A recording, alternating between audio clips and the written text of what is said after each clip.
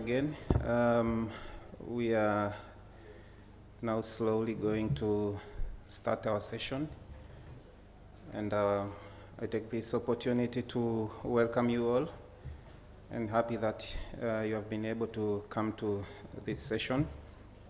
My name is Anthony Mhagama, and I work with the International Union for Conservation of Nature, also known as IUCN, and I'll be moderating this session today. And it's really a pleasure and an honor to be moderating this session on regenerative agriculture and the resilient food systems. As we all know, the leading theme for today is actually regenerate. So we are going to embark on the discussion on how we can actually regenerate, implement regenerative practices so as we can build resilient food systems. So as we all know, food systems and also land use systems are very complex, not only in Africa but also globally, and yet these two systems are quite interconnected, and there are quite a number of issues that cuts across both food systems and also land use systems. And therefore,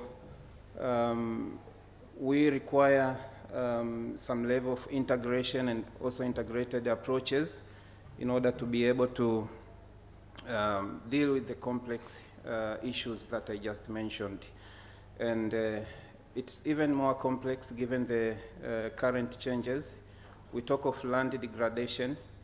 For example, here in Tanzania, reports indicate that land degradation is at 63%. So of the total land, 63% being degraded is a big issue. Some of it is severely degraded, and some of it is moderately degraded, but the problem is it's not small.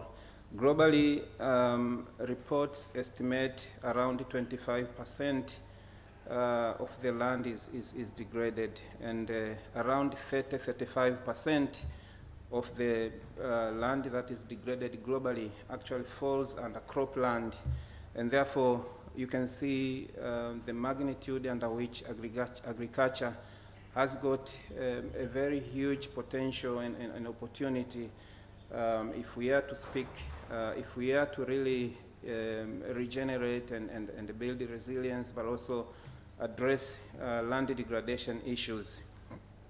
So given these challenges that arise out of land degradation, there is their need to really develop resilient food systems, and this should be one of the key agenda.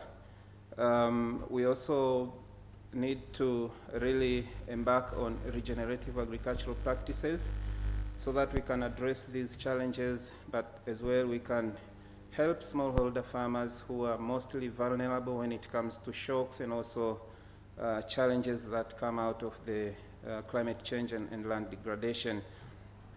And the last one is actually adoption of regenerative agriculture practices requires a mindset shift. So sometimes it's not just the matter of resource availability, but also it's the question of the mindset. So we need also to think of that as we are going to engage in the discussions through the presenters and also panels. So the main question here today will be how can we make regenerative agriculture work for Africa in an African context. And having said that, as I said earlier, I take this chance to really thank you for being here, and also to the speakers for being here. In terms of structure, our session is going to be arranged in 3 panel discussions, and I will now, in a short while, going to start with the second panel, because we still wait for other presenters who form the first panel. So if you are in the second panel, then I would like to say that we will soon be starting with the second panel. So shortly, I'm going to introduce and invite to the stage the panelists under the second panel, and these will be Mr. Simon Connell, CEO of SNV. Please welcome to the stage. We do have Mr. Don White, CEO of Adventure Limited. We also have Ms. Ada Osakwe, the managing partner of Agrolay Ventures, and also, she's not here, okay. So we also have Ms. Betty Kibara, the director of Food Initiative under the Rockefeller Foundation. We also have Ms. Hazel Awino, the CEO of Agri Innovation Hub from Nairobi, Kenya. So these are our panelists for the second panel, which we are going to start with. And yes, please.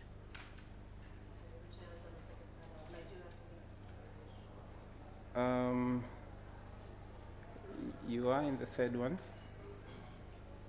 Yeah, so I will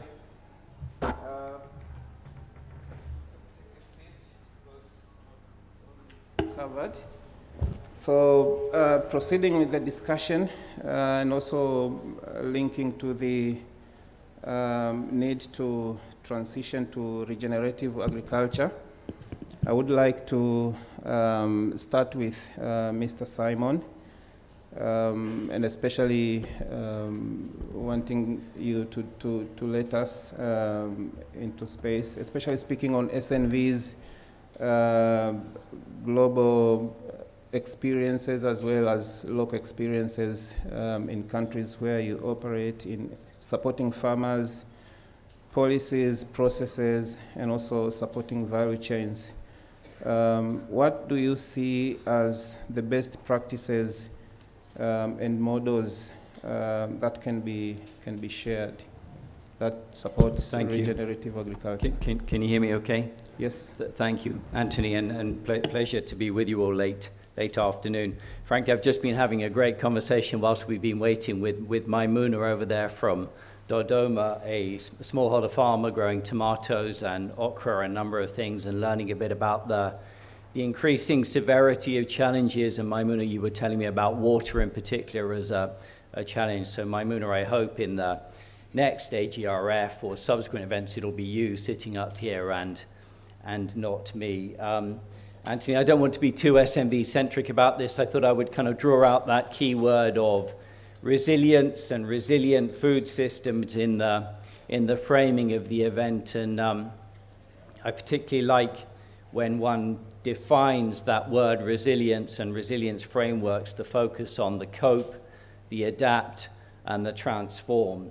And so as I think about it on that first word, the coping in the face of the climate crisis and the polycrises or the plethora of crises going on in our world at the moment, that need to cope in the face of increasingly uncertain, volatile times and depth of shocks has never been more important. But I think the key element to focus on when one is really paying attention to the coping side of resilience is inclusivity, because we all know, don't we, that those crises impact on women and girls more than anyone else. And we know that when we focus on a leave no one behind agenda within the Sustainable Development Goals framework, that focus on gender equality and social inclusion is so important. And so I think one thing that I'd like to highlight is for all of us here at the AGRF to think about how we can go beyond just gender sensitive programs and initiatives, but to truly becoming gender responsive. So really putting those women and girls at the front and center of that coping agenda. Then the second word is that word adapt or adaptation. And that really requires us, and we've done some learning around this at SMB, to be less siloed in our approaches, less rigid in our project structures, and more focused on those nexus areas. And we're absolutely delighted with a partnership we have with the IKEA Foundation, exploring how we can go further on the productive use of energy, so things like solar cooling, solar drip, irrigation, and particularly as we think about the increased vulnerability to input prices and spikes, the importance of that productive use of energy in the focus there, and then that nexus with regenerative agriculture. And we're delighted to be a partner in a mechanism called the Global Energy Alliance for People and Planet that many of you may know. It also involves the IKEA Foundation, but we need bigger, bolder coalitions. And what we really need within those coalitions is these mechanisms that enable us to be more adaptive and more flexible in our interventions if we're truly going to enable that adaptation through our projects and programs. So longer, more flexible programs and partnerships, the opportunity to fail at times, of course being prepared to then learn from those failures, capture those learnings and disseminate them, and really walk that talk of being more adaptive as an organization. And also around adaptation, we need those value chains that we're involved with to be adaptive themselves. So shortening our value chains, supporting and strengthening those connections between producers and consumers, and looking at that both nationally and within regional frameworks. So that's the second one, adaptive, or adapt. And then the third one is this one around transformation, and I'll make 2 points there. One is we often hear about the need when we're looking to be transformative for more innovative, or what we say at SMV, impact-driven finance. We're delighted to be in partnerships and mechanisms such as the Dutch Fund for Climate Development, where we're enabling FMO, the DFI out of the Netherlands, to put fairly large-scale investments of between 8 and 14 million euros into tiger shrimp production in the mangroves of Vietnam, more saline-resistant rice in Bangladesh as the water levels rise there. Even a company called Soko Fresh in Kenya that's come up with solar cooling and preservation mechanisms for horticultural produce in a context where 50% of that produce doesn't make it to market still. So that's great, and of course there's more to do there, more to do around getting smaller ticket sizes, more to do around alternative risk frameworks so that we get more of those right kinds of innovative financing instruments to those more fragile or less developed countries. But as we think about transformation as well, the real transformation, and frankly, ladies and gentlemen, friends, it's extraordinary that we're still talking about this, the real transformation is that one of becoming more people-centric, more participatory in our approaches. And Maimouna, not to put you on the spot too much again, but to have smallholder farmers such as yourselves right at the front and center of these debates. So enabling that shift or those shifts in power so that we truly walk that talk of more participatory approaches. And if we do walk that talk, that's how we'll build more resilient food systems. Thank you. Thank you so much, Simon. Now, slowly moving forward, especially to Don. Now, given the magnitude of land degradation that is happening globally, land health, soil health has become, has to be at the center of our considerations. What do you see could soil restoration, especially to the farmers?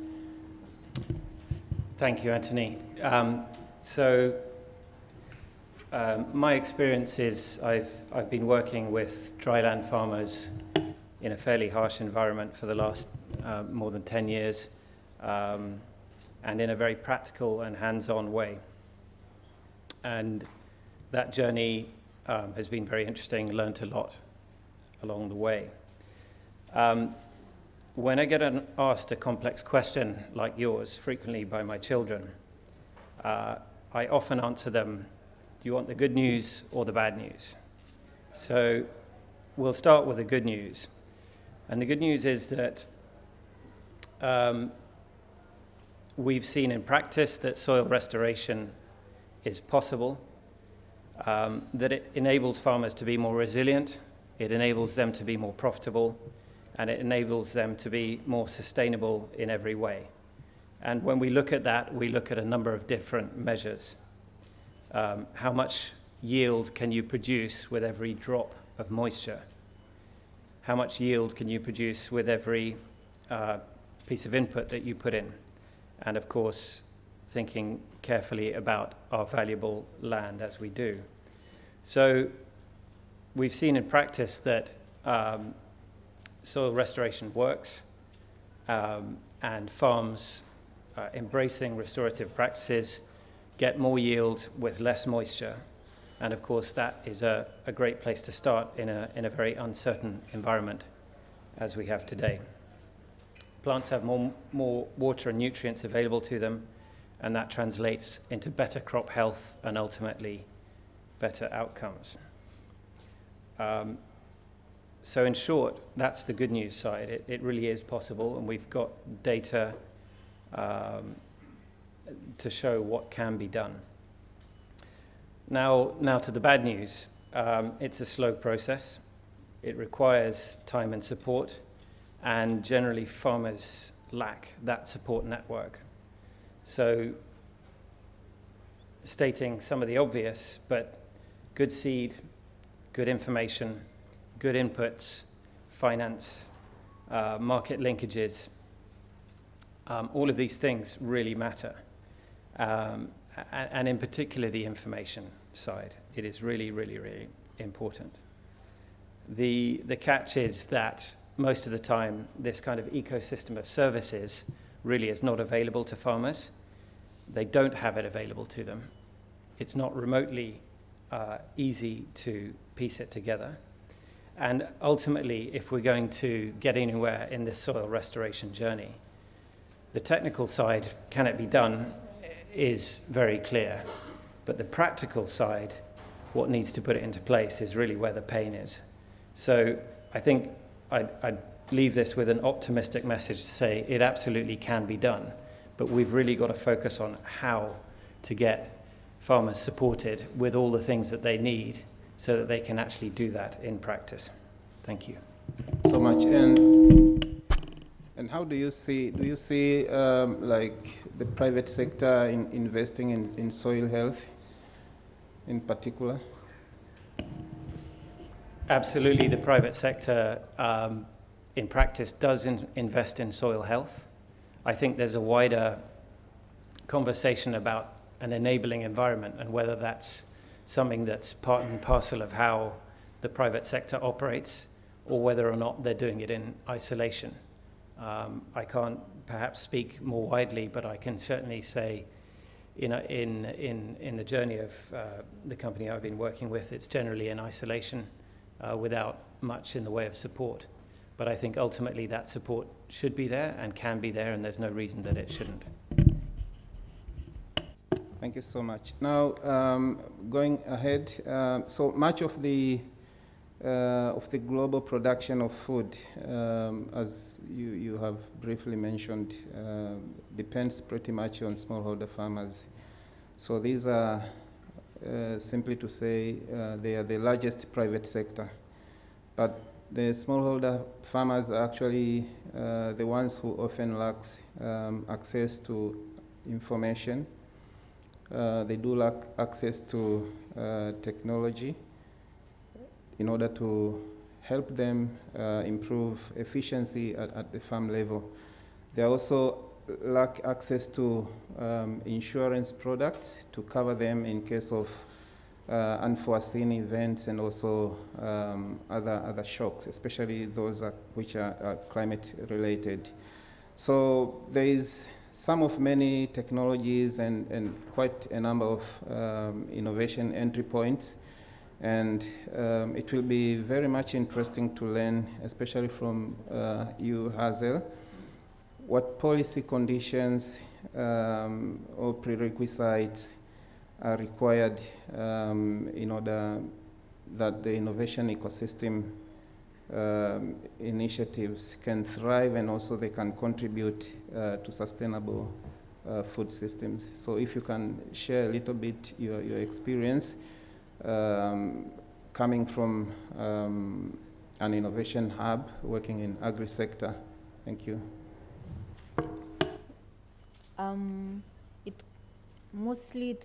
It combines a lot of factors such as policy support and technological tools, also capacity building.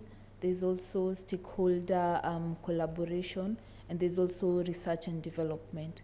So starting with policy support, government and organizations can also facilitate an enabling environment for also financial incentives, subsidies, and also tax breaks for practitioners of regenerative agriculture, and also on farmers also that offer ecosystem services, such as a good example is one in Austria, where they practice humus farming, where most of the farmers, humus farming is where they try to build humus into their farms, and using such techniques such as carbon sequestration.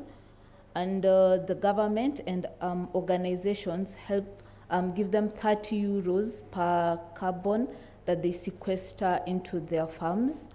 And also, secondly, research and development should be done so that we can, us as innovators and also farmers, can also know the definite what regenerative agriculture really means and how to really practice it, and also help us define and also refine the already existing practices that are in regenerative agriculture, so that we can also practice it effectively and also maximize on the benefits that regenerative agriculture has.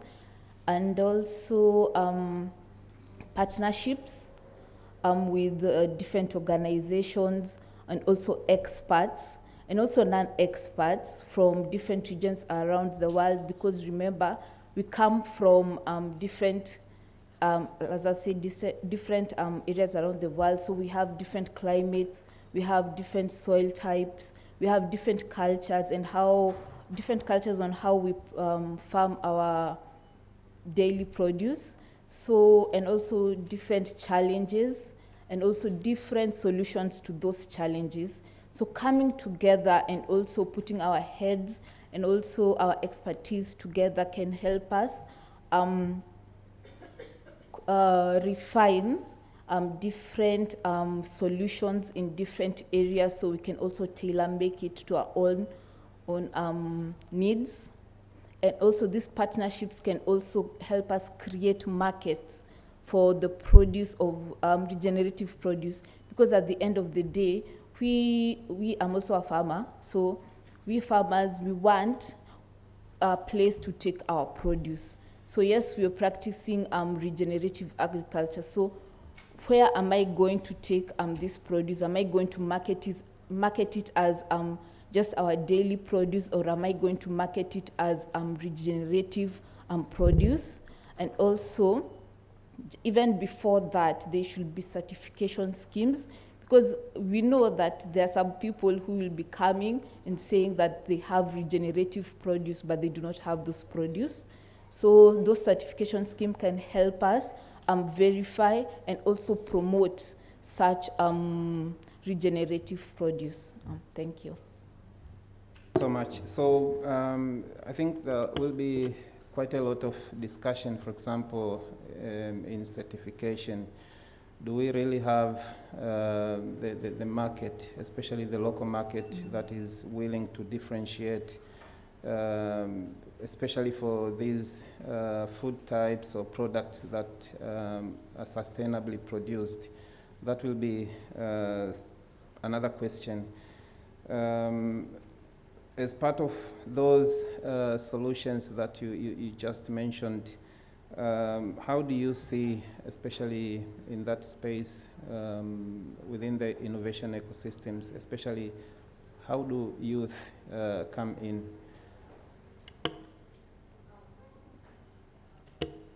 We come in as innovators, we come in as fresh perspectives, because we have not yet been in the industry. So sometimes the people in the industry cannot see what we see.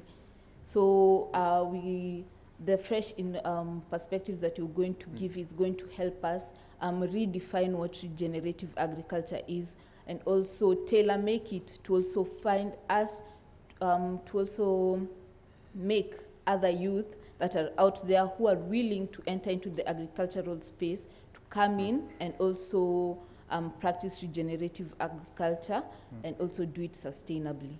Yes.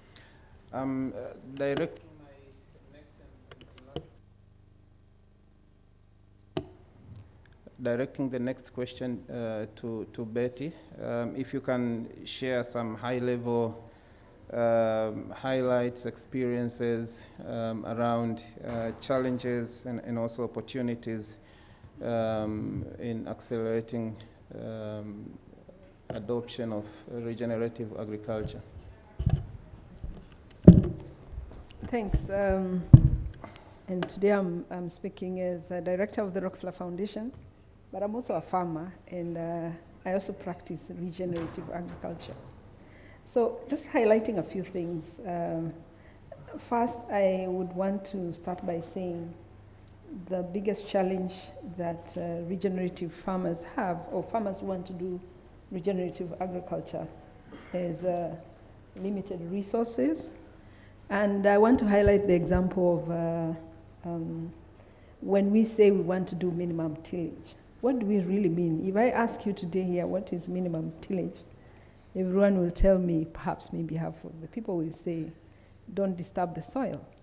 But really what minimum tillage means, it means in 1 acre of land, you do about 7,000 holes, what they call the permanent basins, and that is the hole where you plant for the next 6 seasons. Now, how do you do that? You can either do that in 2 ways. One, you can use a ripper, is something you attach to a tractor and then it makes the holes. That costs about $25 an acre. Or you can use a human being. If you call a human being, the mandates and involved, they actually charge about $200. I mean, this is fresh data from Eastern Kenya, from about 15,000 farmers who are practicing regenerative agriculture. So as we think about equipment for farmers, when I last spoke to this group, they talked about having only one ripper in the whole of the county. About 200,000 farmers are expected to share one tractor. So anyone who is thinking about what are some of the tools and equipments we need to support the farmers, I think we have to think about the role of regenerative agriculture and mechanization. The second point is around knowledge. I looked up at some data, and only about 2% of the farmers actually are aware of Regen Ag. And when they are aware, they take about 2 years to transition and to really understand very well. And the training is a long process. It's not a classroom where you sit. It's a lot of learning by doing attending farmer field schools. And one of the things I've heard the farmers say over and over again is demos and demos and demos. And where we have a lot of demos, I know like IKEA Foundation, Nico is here, they are doing a lot of work and a lot of demos. So, and those demos can also be costly.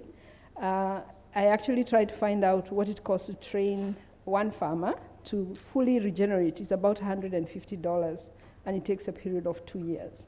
So it's not a microwave training. It is something that the farmers have to see, and we have to continue doing a lot of work on, raising awareness and sharing knowledge with the farmers.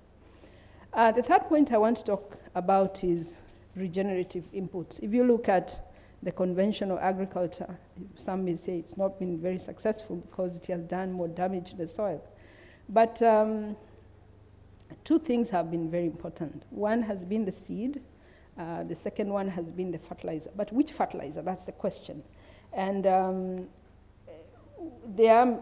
in this conference, I've also had a lot of conversation. It's not just about the inorganic fertilizer, but it's also about organic. But it's not either or. It has to be both. The Rockefeller Foundation, in the last 4 years, we have invested in learning more about the role of insects, specifically the black soldier fly, and the way it's able to convert waste into useful fertilizer, what is called frass fertilizer. From 1 ton of waste, organic waste, market waste, whether it's mangoes or potatoes, you can get about 0.35 metric tons of frass. And we have gone ahead, partnered with the ICIPE and the International Center of Insect Physiology and Ecology. And we've done a lot of analysis on frass. Frass has like 21 macronutrients. It's also, when you mix it with NPK, you can do about almost 8 times more yield. And BCG is here, they did the study in partnership with the ICIPE. And we know it's not just about frass, but frass is just one of the examples I wanted to mention about how important it is for us to use frass. It helps in building soil carbon, and it also helps the microbes in the soil. And where we've done the testing in tomatoes, in kales, and in maize, we've really seen an increase in productivity. And we now have, I think you asked a question about the policies and regulations in Kenya, in Rwanda, and Uganda. You're now allowed to, do the practice black soldier fly farming and get the larvae for the feed and the organic waste for frass. We're now working at the African Union with ARSO, the African Organization for Standardization, to standardize frass across the countries. And I saw the other day in Ethiopia, they also released their standards for frass. So, and we know it's not just frass alone. It is many other products which are out there. There is biochar. I also know IKEA is promoting biochar in Kenya. Most recently, I met one company called Biosora that actually has gotten approval with the Kenya Bureau of Standards for the biochar. There are also many other mineral sources of helpful minerals, including rock dust, including vermicomposting, and many other products which are out there. But now, who is funding these SMEs that are coming up? In this today, over the last few days, we've had a lot of financing for SMEs, but I've not had a lot of financing for the SMEs or innovators who are in regenerative ag. And I think it's a challenge for all of us. I think over and over again we have thought that we need to really make sure that we're also supporting companies and organizations that are doing regenerative agriculture inputs. Most of them are very, very nascent, but they have very interesting products. I was also visiting what they are showcasing outside at the conference, and I see a lot of products, but who is really promoting that? And it's not just supporting, they need a lot of support in terms of investments. BCG has just done a report which shows that, for example, for frass fertilizer, its current value is about $20 million to about $50 million. And by 2030, they are expecting to be like, like 2 million. If you can wind down in 1 minute, please. But who is going to get us there? So in a nutshell, I think we are trying to make a case for regenerative agriculture. And as I finish, there are models which are very successful. The case of Brazil, which has transitioned a lot of their land into regenerative agriculture. I think it would be worthwhile maybe in the next AGRF for us to learn more about what they have done. But they are leaders in biofertilizers and biopesticides and other things like the rock dust. So as I finish, I want to say that in Kenya, I have seen 15,000 farmers who are actually practicing regenerative agriculture. And when you talk to them, that you can see they have increased in yield, like from 2 bags to about 7 bags. But as my colleague here said, it takes time. It doesn't take a short time. It may take 3 or 5 years.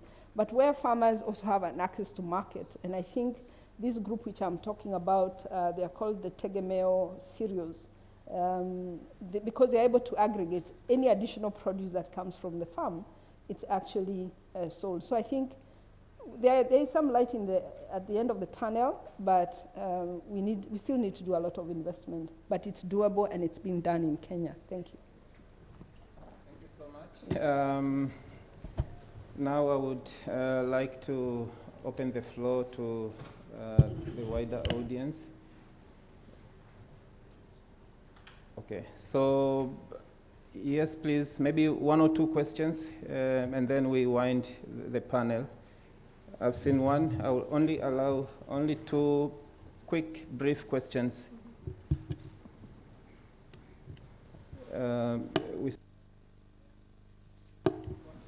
Yes, please.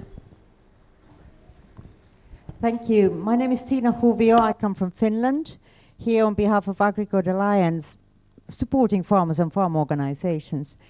I really would like to thank the last speaker. All of you were good. But I think you touched a very good point. How to provide extension to farmers, how to get the right knowledge, how to get the extensionists to be able to understand what is needed in this context to apply regenerative agriculture, and how to look for innovations, etc. And as we know, it takes several years. So per farmer or per farmer group, you need a consistent investment. I think that there are options if we could redirect the subsidies, but I would like to know if you have had any interesting dialogue with district authorities, with universities, or some institutions where we could see a more transformative change, so not just these interesting farmer groups which are doing good things. This doesn't still, get us there. How we get the scaling up. Thank you. All right. Thank you so much, and that's a very good question. And I would say, I think one of the ways we can do scale up, AGRA has been very, very successful with what they call the village-based advisors. I think in the whole of the continent, they must be having about 20,000 of them. On Sunday, we actually visited some of them in Iringa, southern Tanzania. So we do believe, as you ask for an institution, I think AGRA is very, very well placed to be able to work with their village-based advisors. These are commercial people, extension agents who actually, they are making money right now from commissions, from the inputs from the agro dealers. But we do believe that if we are very, very innovative, they can also be a source of information from farmers. It's well structured, the village-based advisors. Thank you. So, given the time pressure that we have, I may not allow any further questions, but please join me for a round of applause for the panelists. Thank you so much. also the discussion that we just had. I will invite another panel in a moment. So would you please take your seats?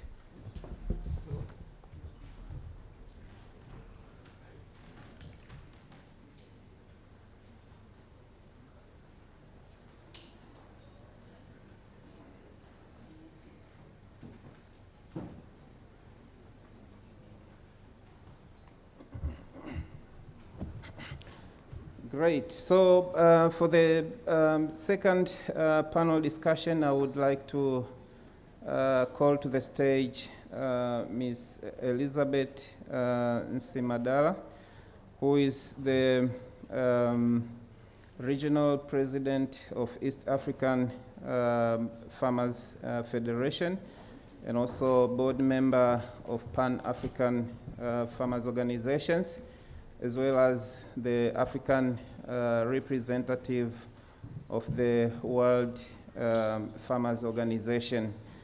The second presenter is Natasha Santos. She is the vice president and also head of stakeholders affairs and strategic partnerships. And the third one is Dr. Siglindi Snap, a global program director. Yes. And the last panelist is Dr. Brigitte Stein, research platform manager for microbials at the Natural Plant Protection. So starting with, I would like to start with Elizabeth because she is actually representing farmers through this umbrella regional farm organization in East Africa. And the fact that smallholder farmers are the subsequent members of these farm organizations and also forums, they do contribute substantially when we speak of the food supplies. But many of these smallholder farmers actually experience food insecurity. And I said earlier, they are highly vulnerable to climate change and also land degradation.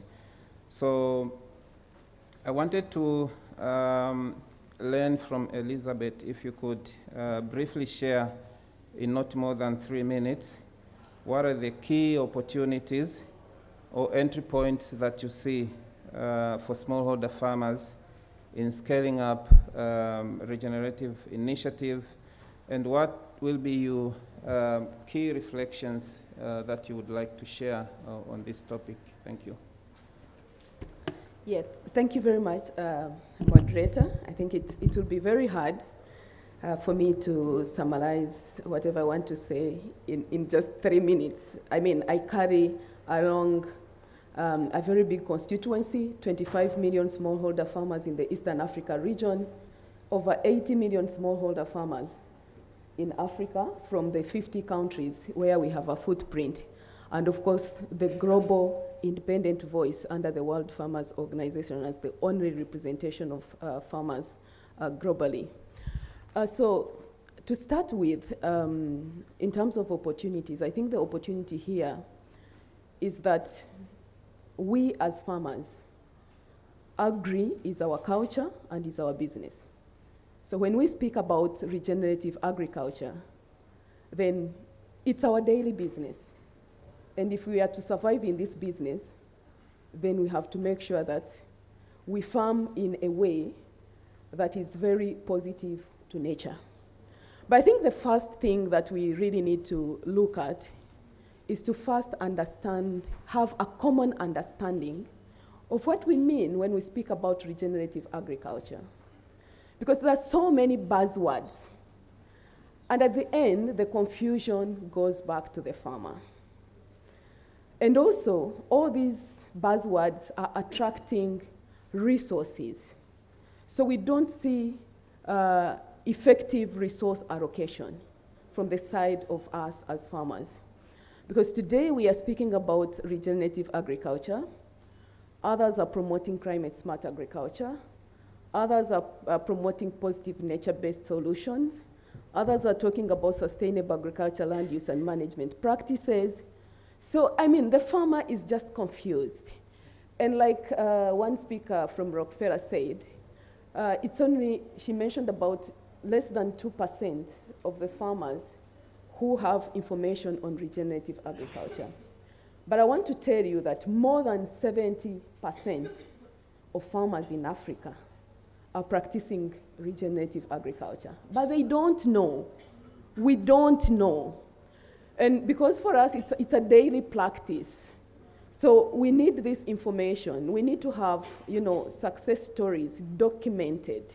If you're talking about regenerative agriculture, what are those practices that you're looking at? And then you go down to the field, not just in the conference rooms. You document those stories from the field. We need to have that, common understanding of what we are talking about. Then I also want to bring up the issue of, I know, of course, when we speak about regenerative agriculture and resilient food systems, you can't avoid speaking about smallholder farmers and bringing them at the center of the discussions. But I think quite often, this farmer centricity has been abused. It has been abused by many of us here. We're just using farmers to mobilize resources, but these resources are not reaching the ground where action is supposed to happen. These resources are in studies, they are in workshops, in conferences, and everywhere, and yet, action happens on the ground. So we need to see these resources reaching the farmer. The other issue that I want to point out is on rewards. We need to have a rewarding system. We are not asking you to give us money because we are private sector actors, but we want to be treated as equal partners. If you're telling me to practice regenerative agriculture, then there has to be incentives. Incentives in form of what? In form of the true cost of food. What is going to motivate me to produce regenerative? What is going to motivate me to produce organically? It is the cost of the food. But we all know that the purchasing power of our population is very low, and they are not even ready to give us that true value of the food that we are producing. So with that, then farmers are left with other options. Because it's business. Farming is business, and we are saying, as farmers, you need to do agribusiness.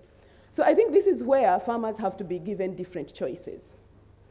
So for those who feel that regenerative agriculture is the way to go, they'll have to do it because it's profitable, because we understand we need to preserve nature. But also for those who are looking at money, because it is the incentive, then they'll have to go the other way. But if we are to make sure that we convince the farmers to do regenerative agriculture, then that has to come with incentives, it has to come with investments in terms of money, in terms of information. Information has to reach the farmers. Then, of course, this information has to reach the farmers in form of capacity strengthening so that we can have capacity in our own institutions. There are several farmers' organizations, and that's why we are structured in different farmers' organizations, right from the grassroots up to the global level. So can we use these farmers' organizations? Can we strengthen them? Can we strengthen the farmers' organizations? If I can ask, how many of you are working with farmers' organizations, are supporting farmers' organizations? Maybe we could have a few of you, if not none. And then we need to see farmers' organizations respected in their own rights as farmers' organizations. There are so many voices out there that are representing farmers' organizations. There are so many voices, I know, but we need to be respected in our own right as farmers. And we need to do that through building mutually benefiting partnerships that are holistic. These partnerships have to be mutually benefiting. There has to be something that is in for me and that is, in for some other partner who is coming on board. So, comrades, we all know that farmers are the solutions. Otherwise, we shall be coming here and talking about regenerative agriculture, but I want to assure you that most of these companies that are producing conventional products, they're paying a lot of taxes, and they're not going anywhere. So it's just a fight, I would say, that either we support the farmers or we accept to be challenged. But the assurance that I'm giving you is that we are the solution, and we are looking towards regenerative agriculture and sustainable, resilient food systems. And we are ready to act as farmers, as long as you are ready to walk the talk with us. I thank you. Thank you so much.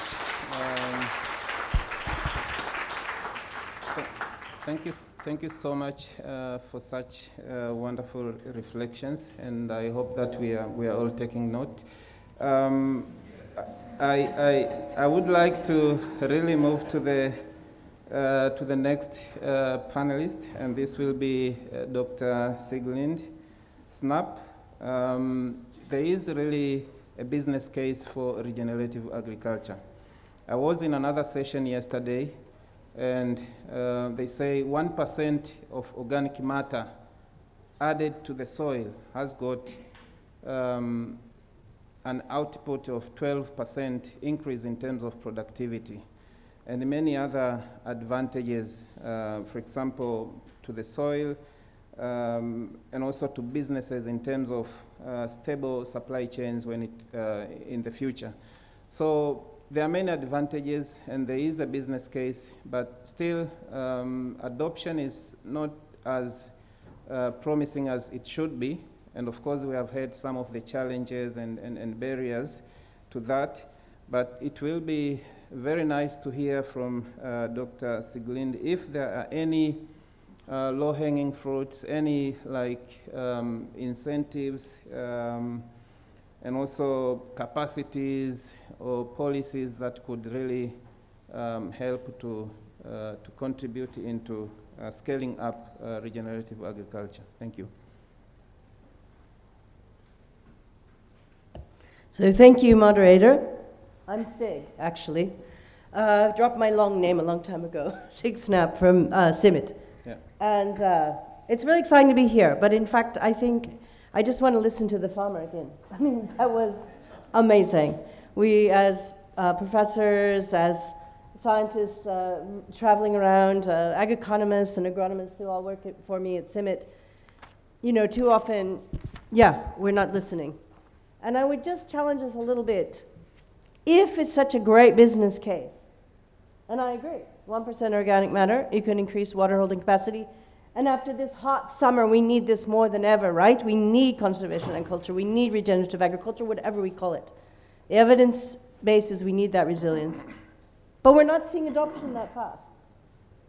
So how do we make this enabling? How do we make it so that we can have markets, innovations in markets, so that there is a business case? Because we heard 2 years, thank you, Tina, on that, for farmers to get through. But in our data, in many contexts, it's 6 years before farmers can adopt. They have to try things and adapt them. It does have to, as Norman Borlaug once said, we have to take it to the farmer. We have to listen to the farmer. They have to adapt it. So in the end, we need to increase the agency, more agency with farmers, so that they can do the final adaptation. Because regenerative ag looks different in some places than in others. It depends on the texture, it depends on the market, it depends on the livestock density and population density. So, who but the farmer can adapt that plow? And I would also say farmer agency, because we can get very excited about the shiny new thing, frass or vermicomposting or doubled up legumes, my own work. Yes, these are very exciting, but we need farmer voice to say what works where. How did they adapt it? Otherwise, it's not regenerative agriculture, is it? Because there's no farmer agency there. And there's no true adaptation. We're just pushing on a string. We're pushing our latest technology. So I would say yes, all these new technologies and old ones, but we need to have that feedback loop, the participation that was talked about earlier, but in a systematic way. As a reviewer over the years, I've often asked, okay, so how do you actually listen to farmers' voice here? And guess what? People say, oh, we asked farmers at the annual field day, at the demos, what they think. What do you think farmers say? They say, yes, please come again with these technologies and this money and, exactly. That's not it. What do you really think? And through various work at CIMMIT, we've been recently with our partners, public and private sector, Viamo, Airtel, different places, we've actually giving farmers and teaching private sector how you can listen. Are your varieties really, okay, we're very excited to see that they're armyworm tolerant. Yes, that's great. They're nutritious, great. But are you actually finding these varieties meeting your needs? Is this new type of composting actually, is it too labor intensive? How might you adapt it? So listening to farmers, more farmer agency, and I think mobile information, but not just another app. There's actually something called YAP, yet another agricultural app, right? Look it up.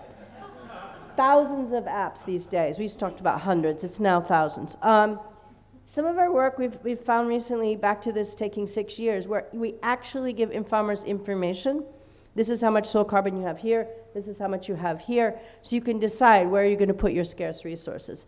Are you going to try conservation agriculture out here, regenerative ag with manure here, and then where are you going to put your time, how are you going to adapt it? So the app then is just information. So I think we need global information.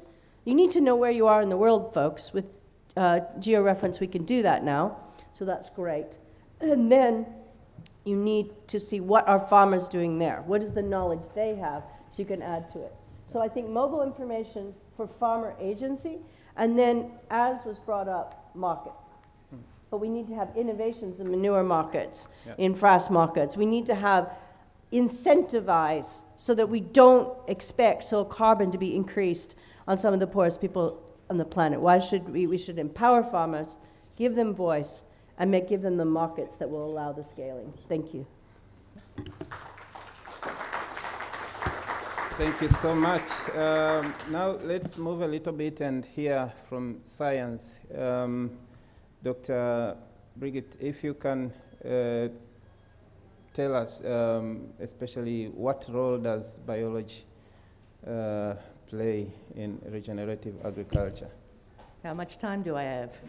Not more than 3 minutes. If you can make it less, then that will be wonderful. I'll have it short and sweet, Sure. as always. Please. I cannot reiterate more than what most of these panel members said today.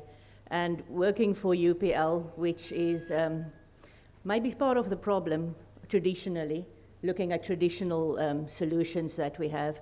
What is regenerative? Regenerative means we broke something and we need to fix it.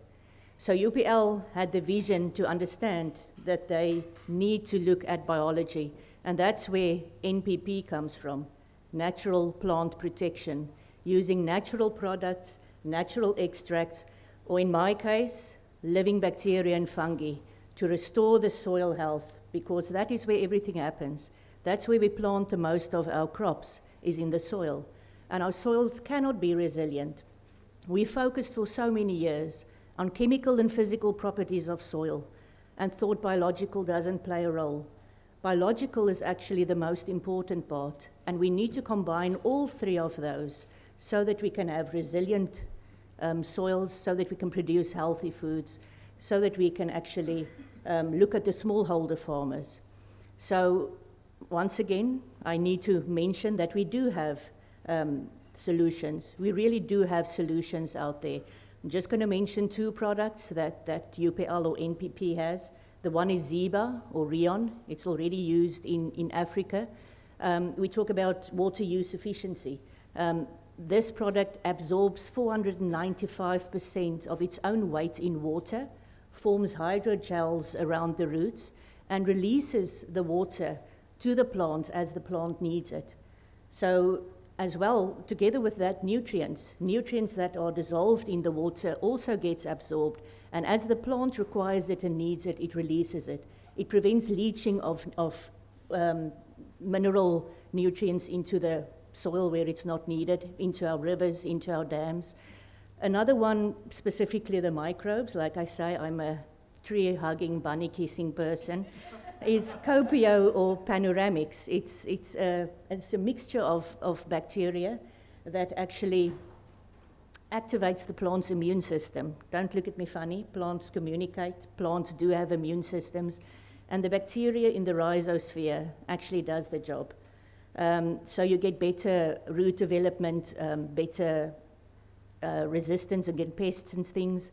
So one thing from the other panel that I was on today is just this. We need to break down the boundaries. We are all working in silos. We've got enough people with enough knowledge. We've got products out there. We've got science that backs it.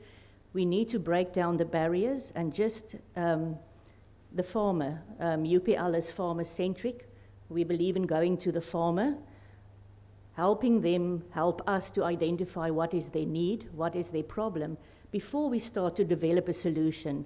And it has to be, especially for smallholder farmers, smaller packaging, easier to incorporate into their practice. It mustn't be something that's just dumped on them and told, listen, do this, use this, and just leave them by the wayside. So, last sentence, if we do not have access to it, we cannot use it. And if we don't know how to use it, we cannot apply it. We need to take responsibility in training, in education, in upliftment, in all those things in the community and to the farmers. Short enough? Thank you. Yeah, that's enough indeed. Yeah. So as we wind down the panel, I would like to invite Ms. Natasha Santos. If you can share your reflections from the business perspective, that will be very nice. Thank you, please. Nice. Yeah.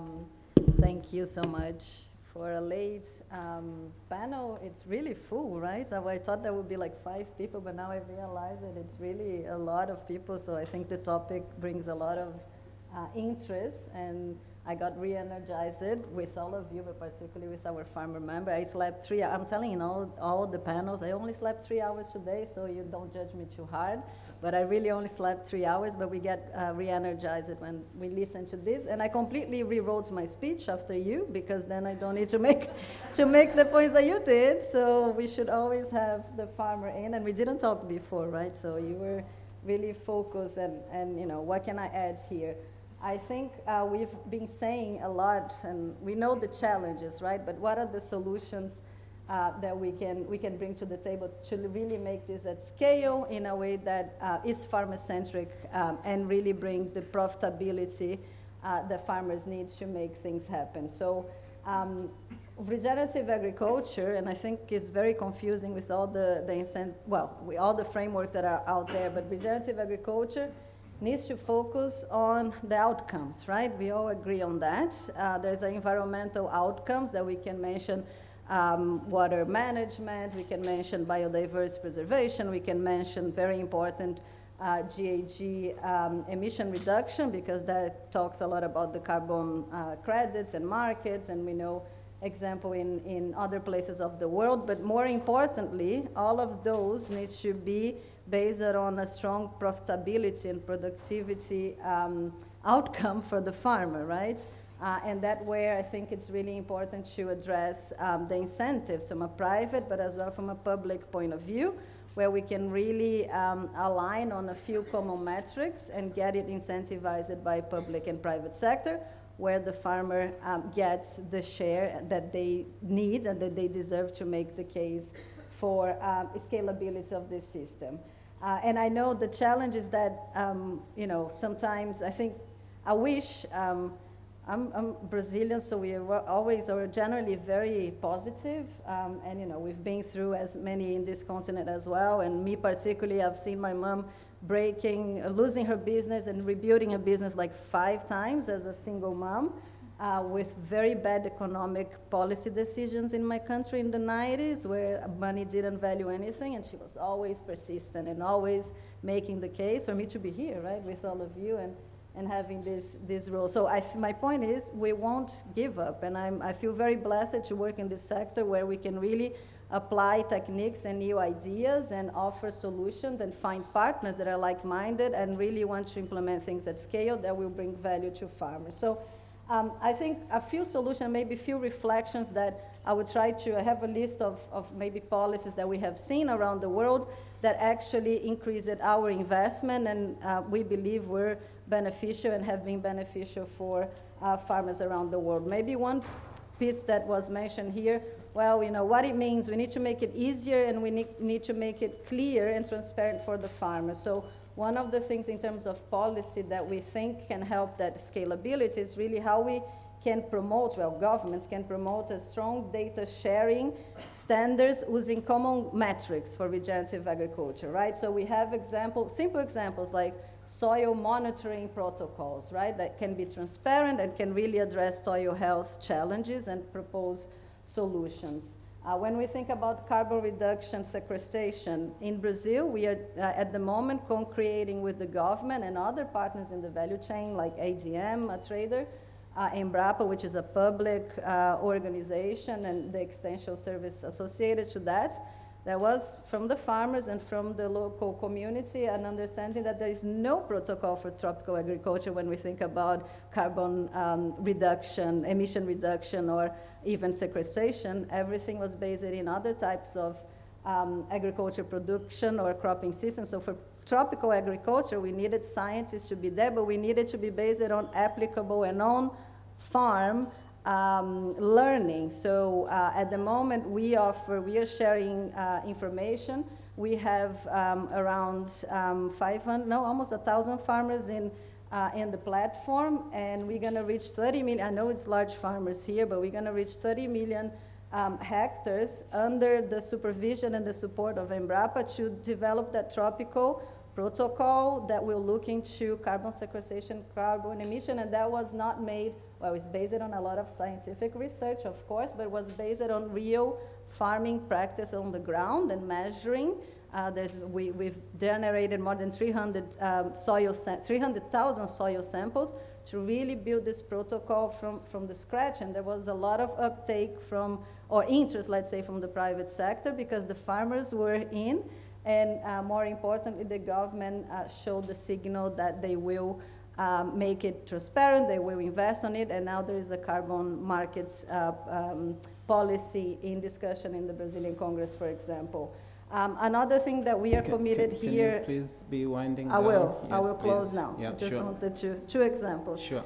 And another thing that was discussed a lot in terms of capacity building and was brought as an example on the previous panel was the capacity building and knowledge transfer. We have been engaging on the village-based advisor work together with the cereal growers of Kenya to really make sure that is our core business to improve access to technology, but as well we need to connect that access to technology with agronomic advice and make sure that we scale and accelerate those trainers opportunities, really empowering the farming community. So I think there's a lot of good cases that we can think, but we need public and private action and signals to make this at scale, as is our collective ambition. Thank you so much. If we can, a round of applause to the panelists as they leave the stage. So we will now go straight to the third and last panel for the day. As my panelists are going back to their seats, in case you have very burning question, we will see, we can allow one or two after the third one has completed. I would now like to invite to the stage Mr. John Ellenberger, the Senior Vice President, Venture 37, Land O'Lakes from US. The second panelist is Marilia Becerra, Chief Program Officer IKEA Foundation. We do have Miss Nancy Rapando, Africa's Food Future Initiative lead from the WWF. And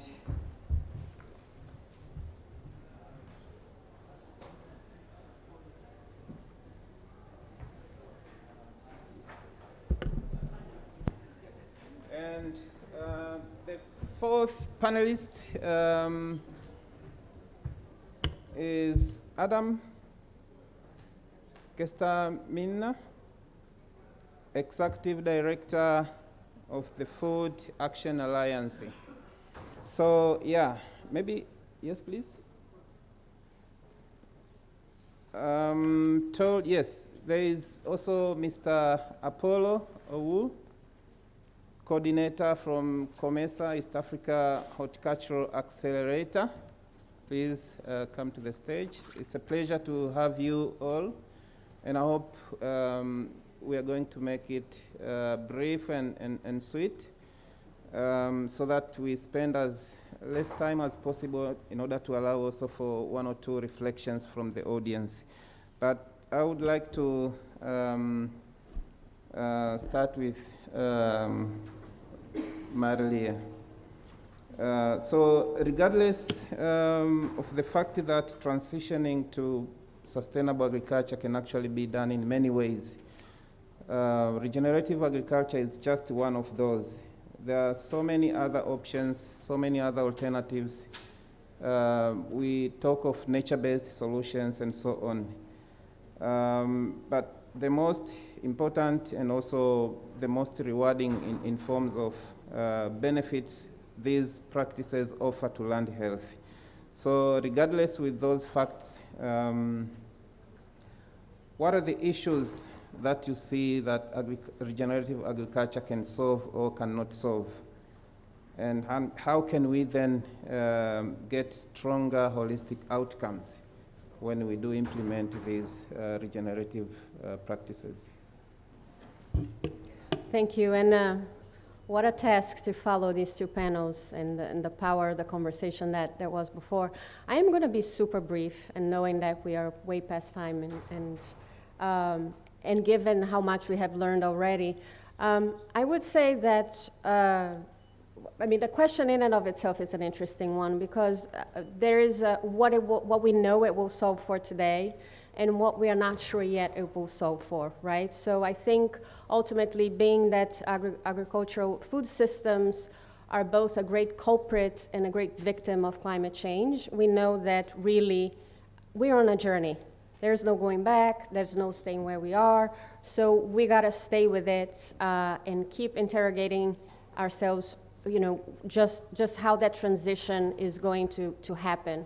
And we heard today that it takes time, it takes investment, it takes an enabling ecosystem that is not present today. But we have every evidence that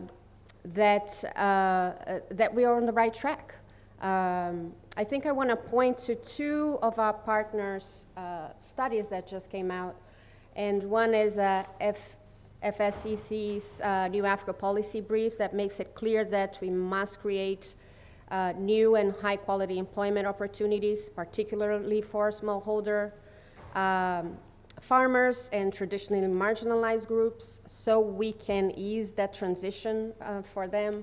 Another really good study that I think I want to point us to is from our partners at the Global Alliance, and it's a report called The Politics of Knowledge. I think we need to, in this transition, as we step into supporting our farmers, we really need to recenter on the question of who gets to define what knowledge are we relying on as we promote this transition, right? Who sets the narrative? And I think ultimately what we all want to see is that we can break away from the question itself of what works and what doesn't work. Yes, we need to be building evidence and data. Yes, we need to be scaling our efforts. But we need to step into a narrative of possibility. And I'm with my fellow Brazilian who left the room. I am one of looking, into a bright future and aiming at it and not letting go. I mean, we're not giving up. So I think we need to shift the narrative from one of understand the barriers, yes, but really build on the possibility. The evidence is here. Farmers here in Africa are showing us that it is, there are significant gains to be had. So it is up to us, and I'm calling in my colleagues in the philanthropy sector actually to help build that enabling ecosystem and to help build, and I think another fellow speaker was mentioning that before, we kind of have to break out of the silos, right? We have the solutions, we have the technical solutions. We need to build everything else around it and bring the farmers along so we can make it a reality. Thank you so much. So looking at this, we see that landscape approaches is some of those initiatives that we need to put in place. And for this, I would like to invite Nancy, if you can share your reflections, especially on the intersection between agriculture and conservation. What measures, what safeguards are needed to be in place so as to secure the longer-term viability of the landscapes? Please, if you can do it in 1 minute, then that will be excellent. Okay, thanks, Anthony. I hope you don't want me to speak in a minute, and I hope that's an African minute. So, just to put the issue of food systems and the interaction with conservation in perspective, because we've been stuck in definitions of what's regenerative, what's agroecological, but maybe we are not even looking at what a food system means. Because when you are working on a food system, it means you are looking at the drivers and you are looking at the impacts, both from an economic, from a social, and from an ecological perspective. So from WWF, we have a lot of interest on issues of social safeguards and also in terms of environmental safeguards. But let me just put a food system in context within some of the areas that WWF works in. We work around conservation areas, and I want to give an example of just a river ecosystem within the Tanzania-Kenya border that is called the Umba River. The Umba River actually flows all the way from the Usambara Mountains, where we have food being produced in Lushoto area, which is a key food basket here, and the river flows through the Mkomazi Park and Tsavo National Park. It's a transboundary river, and this river flows into the Indian Ocean. So how is this river actually being utilized? Farmers that are up, the river actually originates from Shagayu Forest, and the Shagayu Forest has an area that is protected, but around the area that is not protected has undergone a lot of deforestation. When you flow down with the farmers around Lushoto area and farmers around Mkomazi flowing to the Indian Ocean, there's a lot of water use in terms of planting herbs, in terms of being used for irrigation for maize, and the water is also being used for irrigation on a big rice farm. But what happens as the river flows into the Mkomazi and Tsavo Park? The river is actually drying up. And because elephants cannot forgive you when they need their water, we are facing a lot of human-wildlife conflicts. A lot of sand harvesting is happening along this river, and by the time the river is reaching the Mombasa border, where we call Lunga Lunga, where there is an irrigation farm in Vanga in Mombasa, the water is not flowing into Kenya. It actually diverts back into Tanzania. And so the farmers who wait for this water in Vanga don't get the water for irrigation. That is a whole farming ecosystem that is actually being impacted by whichever operations are happening upstream. For WWF, we don't look at a farming system from an acre. So when you're looking at region, some of you are looking at a farmer who is having that acre and focusing your eyes there. But let me tell you this, you can make the holes as big as you want, but that doesn't guarantee you that water will reach to the farmers in Vanga, isn't it?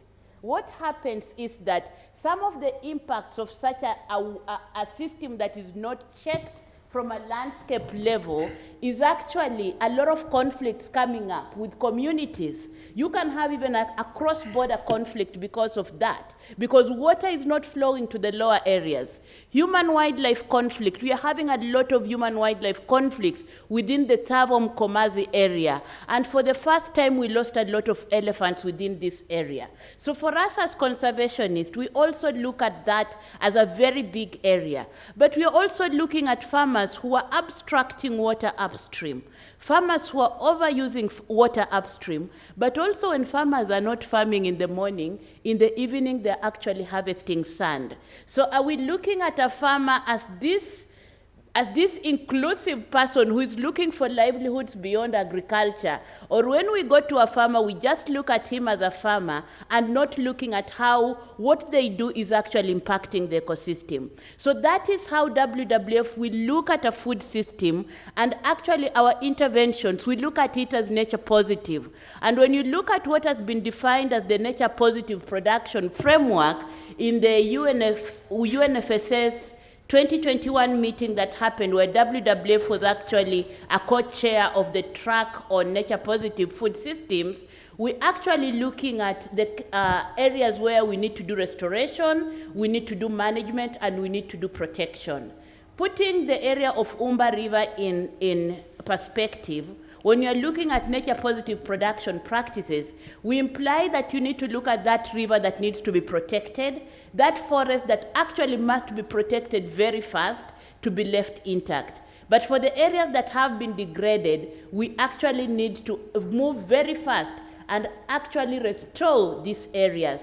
But we also work on management whereby where the water is being overused, where the water is being diverted, how can you work on a governance framework that ensures farmers are aware of the impacts downstream and they're able to work to actually not overuse water, but ensure that animals and people downstream are actually able to get water. So I felt that I needed to put some of these things in perspective to make people understand why as WWF we're in this discussion on food systems, but why you as actors, you're the ones to throw your eyes on the landscape, because farmers are very busy to think about their neighbors who are downstream or the animals that are actually around there. So I want to appeal to you, all of you who are here and the AGRF maybe next year, that probably we need to have a bigger discussion on food systems using an ecological lens. Because we've talked about economics, we've talked about the nutrition lens, but we are seeing less talk about the nexus between agriculture and conservation, which is a very good discussion on food systems. So thank you so much. I hope 1 minute is not over.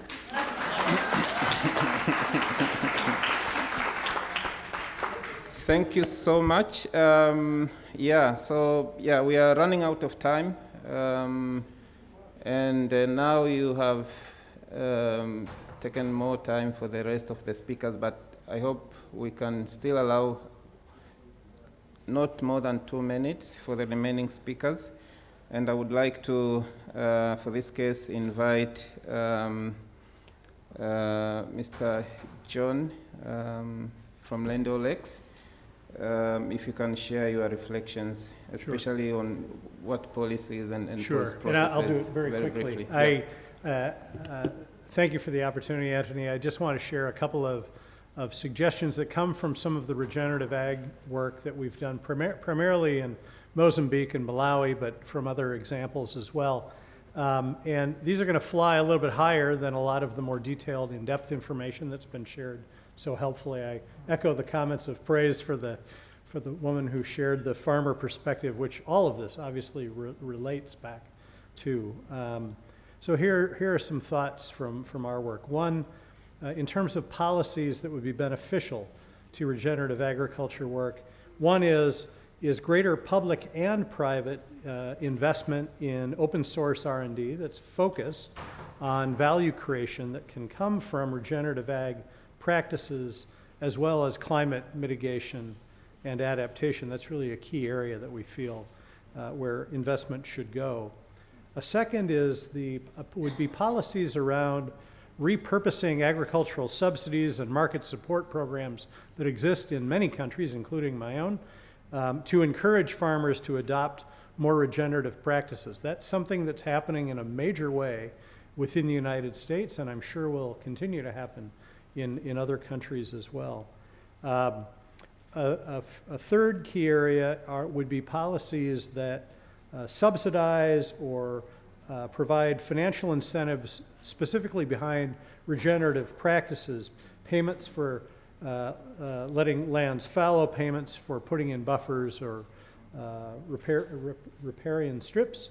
And then a last one that was touched on by an earlier speaker or two, but certainly is one of the topics for both the current and the future, is that around introducing more standardized policies regarding carbon pricing to ensure that the true externalities of greenhouse gas emissions are internalized in market transactions, and that they also allow for equitable access for all participants in the, or all agriculture market actors, which we know to be particularly, farmers need to benefit from those. They can't be shut out from those kinds of benefits that are so intrinsic to the work that they do, particularly if they are, as was mentioned, 70% using,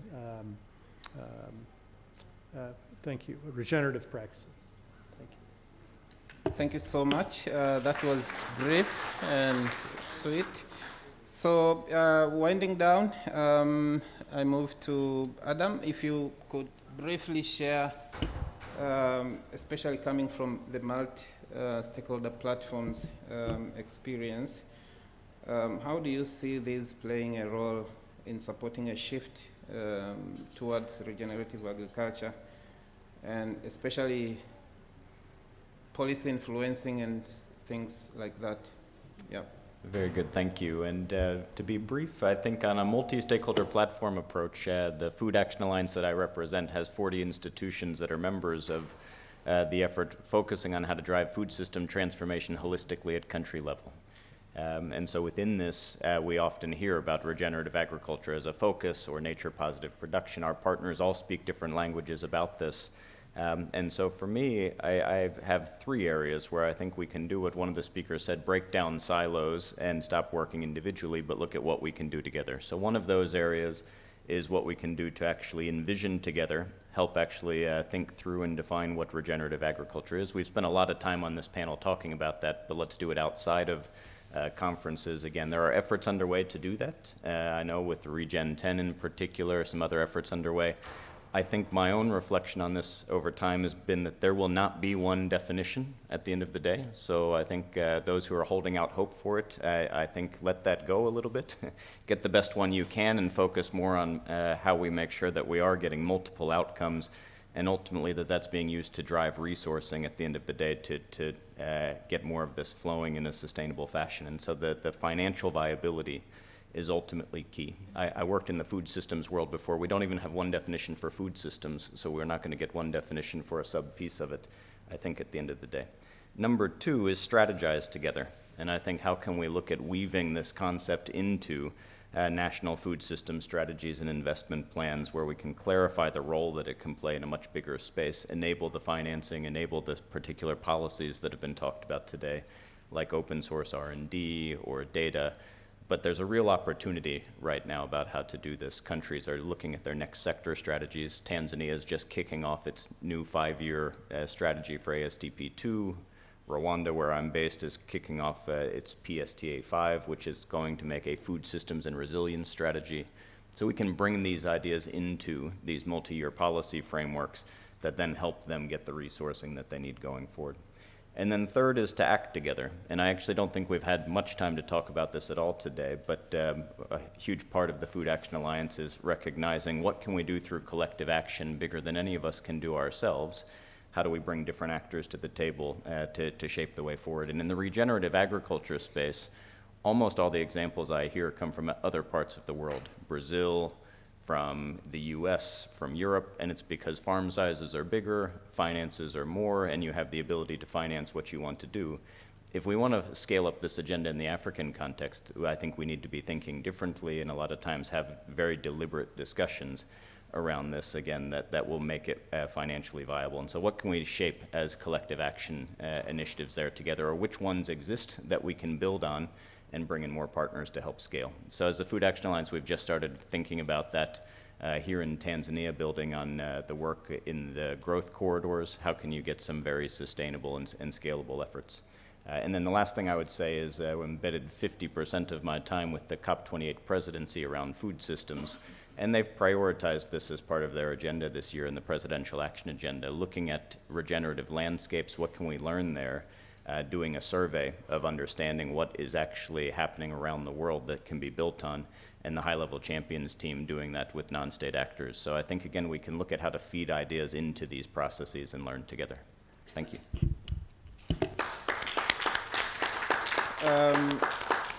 Yeah, last but not least, if we can also get some reflections from Apollo, who comes from COMESA, being a regional entity.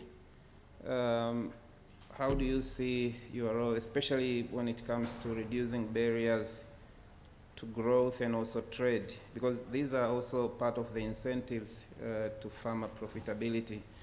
And it's until farmers see value, until they see money, until they see their livelihoods, then it's easy for them to embark on some of these initiatives. Please. Yeah, thank you very much. I think being between you and your cocktails, I'll take a very long time. So being in the region, one of our key objectives is to enhance market access. And farmers, I think, definitely are in the farming space in order to make money. And if you look at the overall sustainability agenda, it's grounded along people, planet, and profit. Now, people are the key drivers to either the consumption or production. So now, in terms of just having that understanding on the capability to have the efficient production systems that would be able to now create value for farmers and equally drive a sustainable planet, because we grow stuff on the planet. And the thinking that we've seen over time is that trade happens within and interregional. And some of the challenges that we would encounter most of the times is related to probably product movement between one country to the other, especially when we start handling matters to do with pest or what is called pests or harmful organisms, like insects in product. And the thinking that we've seen during some of the works that we do is that the pressure to manage pests is increasingly getting difficult in the arena of climate change. Insects, the newer insects, fall armyworm, there is other insects that are becoming aspects of concern. And yet, the also pressure to reduce the crop protection products. Europe recently just signed a new policy on that by 2050 there'll be a reduction by 50% of active ingredients that are used to manage pests. Yet again, the climate is, as a result of climate change, there's new pests of concern that is getting into product. Now, part of our thinking now and within as a policy scenario is now looking at alternatives to friendlier pest products. And nature has a way of taking care of itself. I recently visited a farm in Mozambique that is producing pawpaw and exporting to South Africa. Initially, over the last 10 years, they were struggling with a lot of usage of organophosphates to manage production. Yet, they kept seeing the bill on the crop protection products going up high and on the usage of organophosphates. So it meant that they were really not managing the pests. And then they started working on a means of managing biodiversity, growing insectaries and beetle banks and the like on the rows of these crops. And within 1 year, there was a reduction by 50% on the use of crop protection product, and there was equally an increase in yields as a result of less loss through post-harvest losses. So there is quite some dynamics that has to be put in place, especially when you come to looking at biodiversity policies and just how then, what is the system that works, especially now that we in this space where a few years back we had very strong extension systems running, that we could pass technologies like what you're talking about on from one good practice to the next space. But I think the operation in silos, we are restricting this farmer in Mozambique with very strong pest management technology, and so many others do not have access to that system. So I think the space that we are all operating in is, once we start now having a mechanism to distribute information, to drive proper extension services and probably enhance our extension capabilities to reach to the farmers. When you talk about graph, when you talk about all the things that we've been mentioning, some of it are probably stuck in shelves, and some of it are probably just stuck in the labs. And yet, in the 80s, there was a very strong move that you find that farmers had the element of probably training and visiting. Extension workers used to have technology, train farmers and visit and enhance that. We have assumed that farmers are digital, they have access to this, they have so many access. That's the assumption that we have. Yet, do they? Which I suppose is no. We did a recent research and discovered that one extension worker serves close to 10,000 farmers in Kenya. Now, I think it will take how many years for every farmer to be reached? Yes, we'll talk about radios, we'll talk about all those things, yet that kind of, all these aspects that we've brought in together in terms of the technologies and the good solutions that would enhance food security and resilient food systems would still be a pep talk until the farmer, as she was saying, gets the information, gets access to that information. And information is just the information, but information that they can understand and they are able to use and adopt. I think that's now within the system. Now, as COMESA, then, we welcome partners to work with us, because we have a constituency within Africa that is able now to influence policy and to drive systems that are able to now create this resiliency and regenerative systems for food production. Thank you very much. Thank you so much. We are coming to an end, and I hope this was a very informative and also very useful discussion, and I hope you also see the value.